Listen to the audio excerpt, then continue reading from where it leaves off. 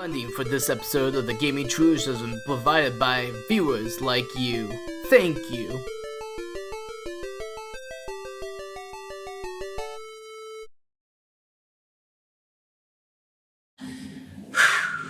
This is gonna be a wonderful adventure. Yo, what's going on, guys? It's your boy, TheGamingTrouge here, and ladies and gentlemen, it's been 10 years since I've decided to change my name on YouTube to TheGamingTrouge. Originally, it was just my own name, and I wanted to actually have somewhat of a personality, a narrative personality. Everyone has like their own different types of names when it comes to their online spaces. I wanted to be known as TheGamingTrouge. Why? Because it's a fun little name that mixes both of my names and my favorite hobby, gaming. And at that moment in time, I didn't have the cameras I use today. I didn't have the softwares I use today. I ran everything from a Nintendo 3DS. It's a 2DS I'm holding here, but it's still the same thing because when it comes to the video recording, I would set up my camera, I would go and hit record, and I would talk about whatever I wanted to. This was how I made videos back in the day under the TheGamingTrouge moniker. Unfortunately, a lot of those videos all lost media now because a lot of them are on old computers and old SD cards that ended up breaking.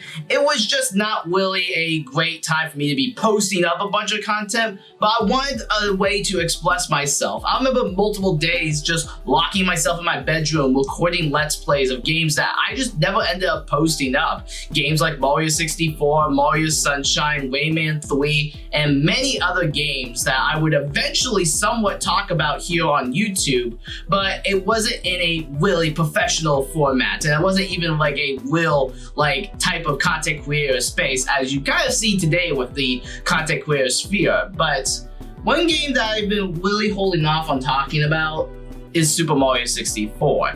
And this is a huge thing because Super Mario 64, Super Mario Sunshine, and Super Mario Galaxy are some of my favorite video games of all time. I can't put them in a definitive 1, 2, 3. Just the entire trilogy is my favorite games of all time. I still, to this day, cannot tell you that these games are separate. These games mean so much to me on so many different levels, and I wanted to find a way to properly talk about these types of games in a proper video. So, I mean, you can tell that this part's not scripted, but I'm sitting back in my chair. I love this, and you know what? Why don't I turn this on too? Let's take it back to 2016. Alright, get it going right here. I think I look good. Man, nostalgia is really something special, ladies and gentlemen, let me tell you, because, I mean, this is how I used to record videos. It's been 10 years since the TheGamingTrouge name has took off, and I've been through a lot in terms of my own personal life, as well as when it comes to the videos I produce here on the TheGamingTrouge, experimenting with different video types, still trying to find my own type of niche in this vast majority of YouTube. And I'm pretty happy with where I am right now, and I still really love putting out the videos I love doing. But for this video, I've decided to take a step back a little bit, because I want to talk about a game that I don't think needs a real big introduction. It's Super Mario 64 for the Nintendo 64. I mean, heck, I still have my own N64 right here. I love this console so much. And it was one of my first real hyperfixations when it comes to me talking about media I enjoy. So, ladies and gentlemen, sit back, relax, and let me tell you my history with Super Mario 64.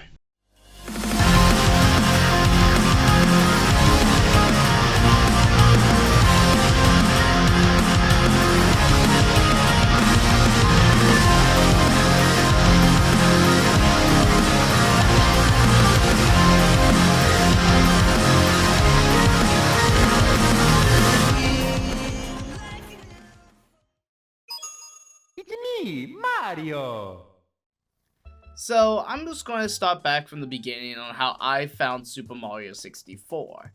When I was around 4 years old, my first video game experience was Super Smash Bros. Melee. This game was an eye-opener to me, as my mom was playing the Nintendo GameCube at the time. I was seeing all these different characters flash on the screen, and I wanted to know all about them. I saw the super cool Super Mario, I saw Pikachu from Pokemon, I saw Link from The Legend of Zelda. I've seen all these amazing characters, and I wanted just to know everything about all these characters.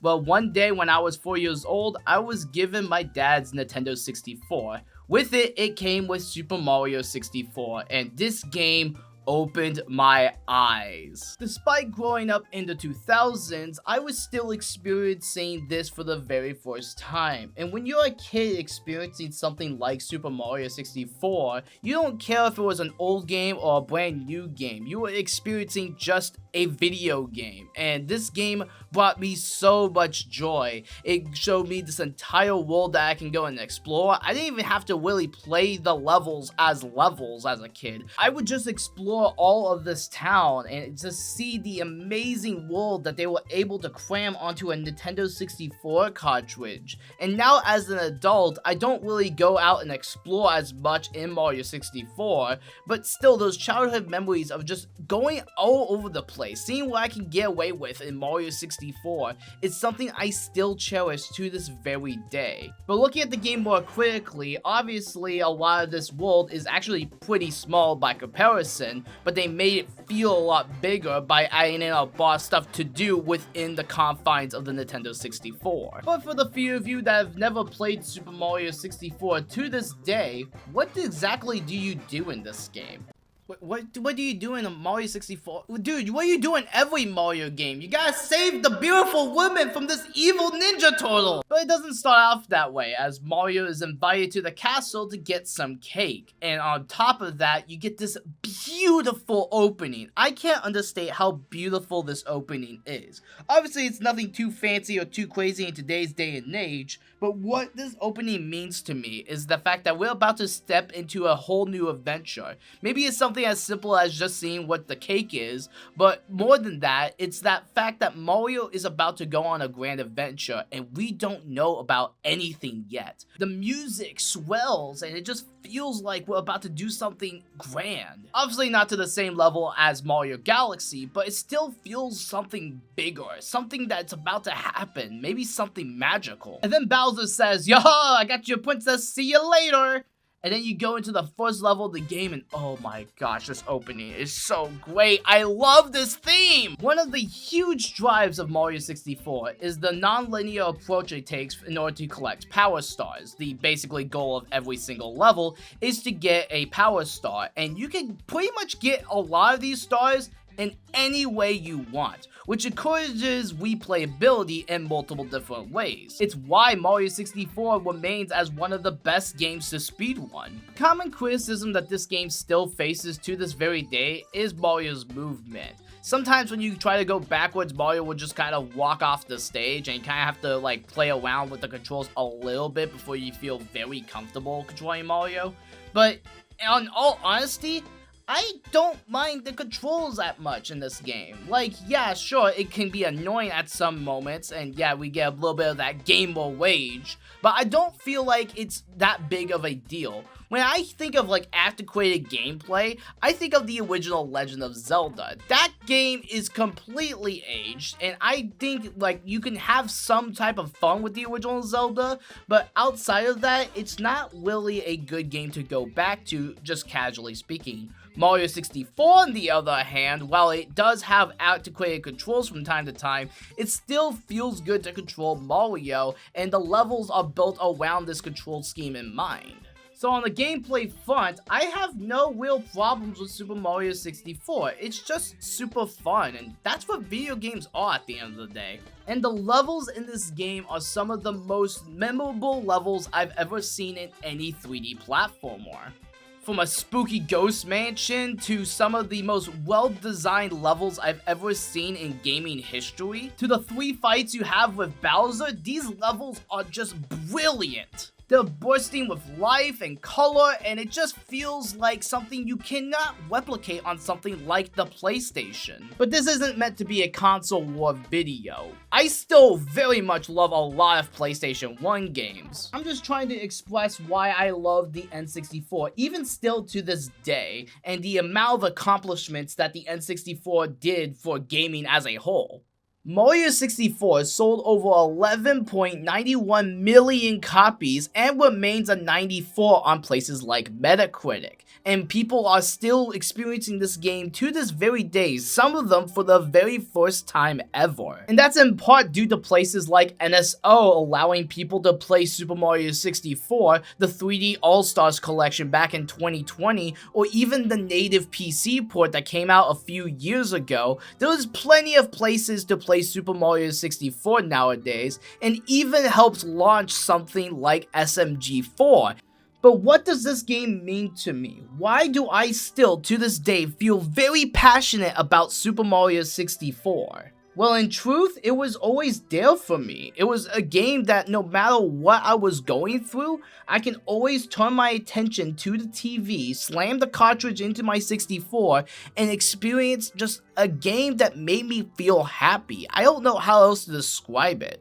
Other games and other series have made me feel the same way, and even on a more deeper level, but what Super Mario 64 just accomplishes that not every game accomplishes is just the sense of escapism and remembering why I love this medium to begin with. I can remember the very first time I beat King Bob-Omb and got my first Power Star. It's like I accomplished something grand and amazing for the first time. I remember the first time I beat Bowser the first time, and I'm like, oh my god, I'm actually progressing through a game.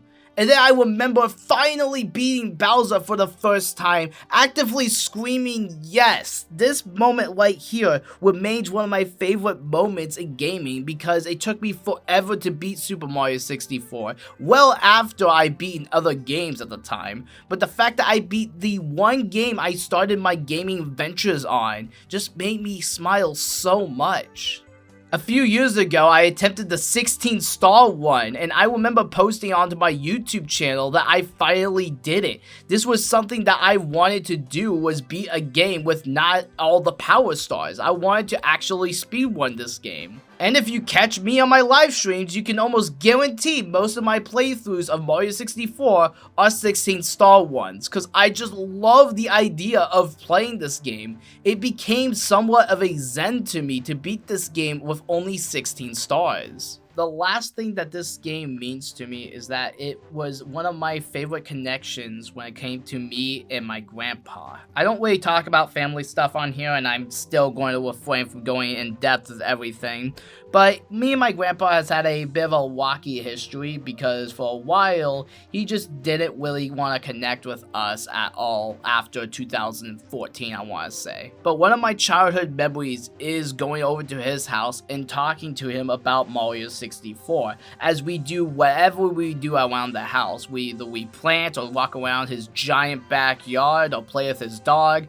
I was just super happy to talk to him about Mario 64 or any sort of my hobbies as a kid, and I just loved talking to him with it, and it just brought me so much joy, and he had so much joy hearing about it, and he was asking questions about any sort of my hobbies, and it just felt like this very first ever real connection I ever had with another person. It means the world to me that we connected over video games. Because even so, when I started getting into Halo as a kid, bro, my grandpa was actually playing Halo with us, and it was a fantastic time. But I remember the first game I ever talked about with my grandpa was this funny little plumber in this giant open world as a kid. At this moment in time, I do want to say that I dedicate this entire video to my grandpa. In 2025, me and my grandpa actually reconnected while we were on vacation. And I remember him saying that he was very proud of just me being an influencer and the fact that I do all this type of stuff online, and it really did change my life for the better, because for a while I felt like I was just a disappointment to him. And I felt like that all the time and memories we had as kids, it was just I was just a kid being a kid. He didn't actually care about my hobbies or care about my dreams or ambitions. But whenever we connected back in 2025, I finally felt this relief of peace fall on top of me, knowing that my grandpa still loves me to this very day and thinks of me as a really cool person. And I don't know exactly what else to say.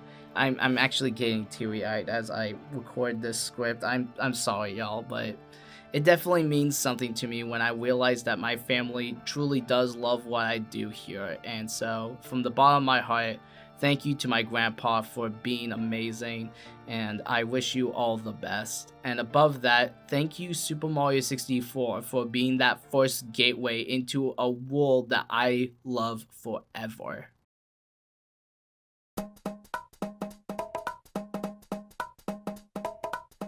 I didn't pick Super Mario 64 to be one of my favorite video games of all time because everyone was saying that this game is the best game on the Nintendo 64. I picked this game as my favorite because it was there for me when I needed it. Much like a lot of my other favorite video games and media across history, I just love Super Mario 64 because this was a game that I needed when I was a kid. When we were moving from house to house, it was always there for me. When I was going through some of the most craziest stuff in my life, this little game on the N64 was always there for me, and I could not thank this game even more so. Even knowing that they were making this to not only just be the next generation of gaming, but also knew that they just couldn't rely on graphics alone. They had to make this game like replayable, and above all else, make it fun. Because if it isn't fun, what's the point of gaming?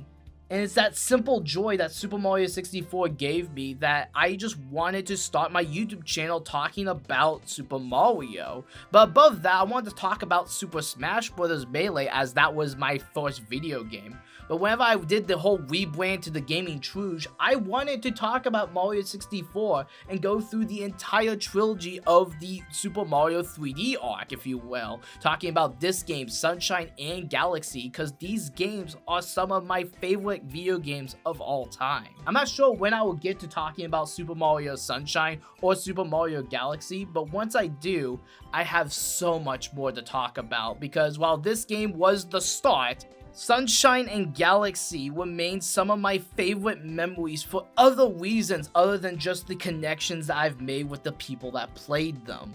But I all started with Super Mario 64, and without this game coming into my life as early as it did, maybe I wouldn't have appreciated it more so, or maybe I would appreciate it in a different light. But regardless, I love Super Mario 64, and although I wasn't a 90s kid and grew up when this was the hot new thing, I still love this game. This game still remains my favorite out of the N64 library, even more so than a certain Fairy Boy. Oh, I can definitely see the comments for this one, but regardless, thank you guys so very much for making it to the end of this video. I don't typically do videos in this type of style, so it's a little bit new, a little bit more fresh take on my review format, but most of my other videos will be a bit more structured than this video, but this was just something that I was very passionate to talk about, and especially with some recent news with my grandpa, I wanted to dedicate this to him. So Grandpa, if you're watching this, thank you very much. You meant the world to me, and you still mean the world to me, and I hope you're doing well. And with that, thank you guys so very much for watching. Have yourselves a fantastic night or day, and as always, keep gaming. Thank you so much for playing my game.